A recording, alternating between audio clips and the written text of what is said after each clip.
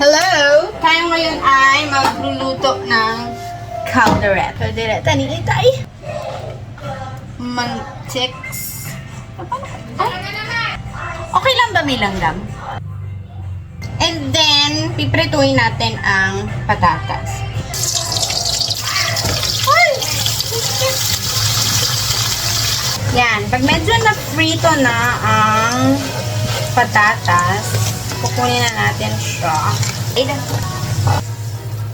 Susunod natin ang bell pepper. Wala kami carrots. So, pinaprito rin bang bell pepper?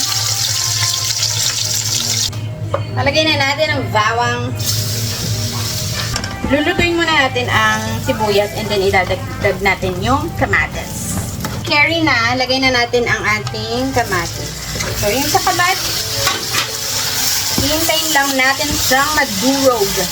Ma-release ang lahat ng flavors. Ayan, durog na ang ating kamatis.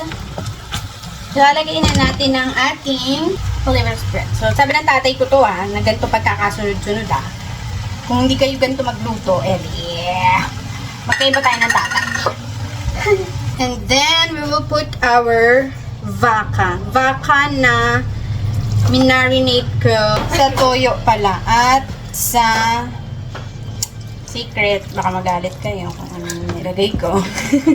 Gagawin daw kasi ay igigisa ng very much. Sabi ng tatay ko, hayaan mo nang magtubig. Lagyan na natin siya ng water para lumambot na. Hindi ko alam gano'ng kadami. More? Isa pa? Lagay na natin yung tomato sauce para maglasa na siya.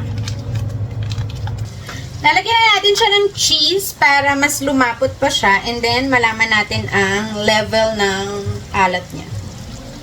Level! Spaghetti yarn. Hello. And the bell pepper. I need my mom.